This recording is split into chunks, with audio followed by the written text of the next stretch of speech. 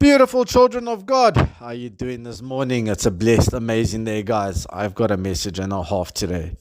I wasn't looking for this message. I was actually trying to focus on something else. Trying to, because I know Exodus 3, it's the burning bush. That's where we started. But then I read just verse 1. And there's a whole message. It's actually a whole sermon just on verse 1. You can go so deep just on verse 1. And I never realized it until I read it, because I was thinking, okay, verse 1, we're going to read it now, then you're going to understand, because from verse 2 it goes, the angel of the Lord appears to Moses in the burning bush. And when I read this, I was like, okay, no, but here's a message here. Here's actually a whole sermon. There's so much here that, if you look deep into this, you're going to get so much. So guys, please just bear with me, listen to me, because again, I think every message that proclaims the gospel is life-changing. Regardless of how simple we might think it is, any message that proclaims the true gospel of Jesus Christ is life-changing. And this is, again, one of those messages. Now let's go read Exodus 3, verse 1. Now Moses was tending the flock of Jethro, his father-in-law, the priest of Midian. And he led the flock to the far side of the wilderness and came to Horeb, the mountain of God. Just stop there. First of all, who was Moses? He was this outcast baby who should have actually died. He should have actually been killed if it was according to the Pharaoh's orders, because all the Hebrew boys had to be killed. Okay, he's miraculously saved. He's miraculously put into the palace. Think about it. He's miraculously put into the palace. Who adopts him? The Pharaoh's daughter.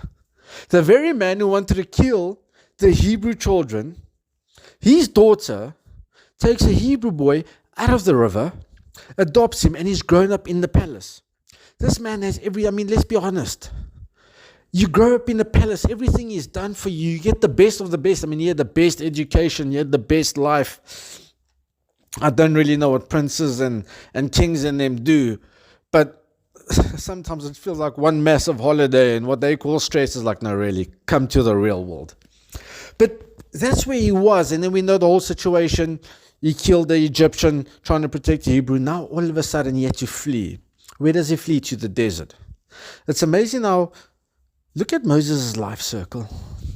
He flees to the desert. He was literally, I'm not going to call it paradise, but he was on top of the world, in the place everyone envied. In the then known world, he was seated literally at the right hand of the king. Think about it. He was there, brought up to rule.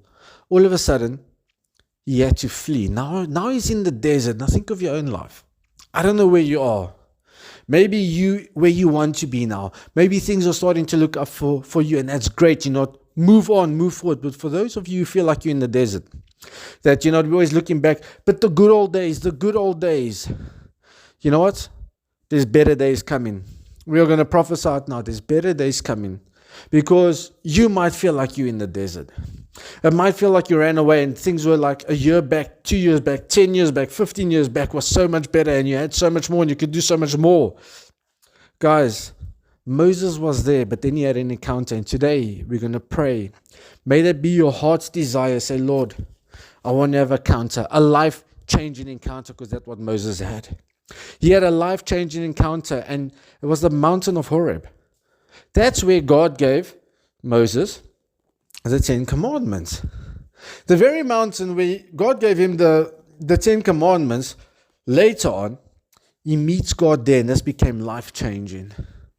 And this is just what I want to, and this is just the message today, is guys, you might feel like you're in the desert, but pray and know that God, you're going to have the encounter with the Lord, and it's going to change where you're going, and it's going to change the way you do things. It's going to change, because any message to do with the gospel, any message that proclaims the true gospel will change you one way or another. So that is all that I want to say today, because when I read this, I'm like, Lord, thank you. Thank you for this, because here it already says, you might have been in the palace, you might be in the desert now running away. Very contrast to in the palace to a shepherd, to one of the low points. Shepherds were looked down upon, but life is going to turn, and he's going to put you back up there. So that's the only message I want to proclaim today, guys. Blessings.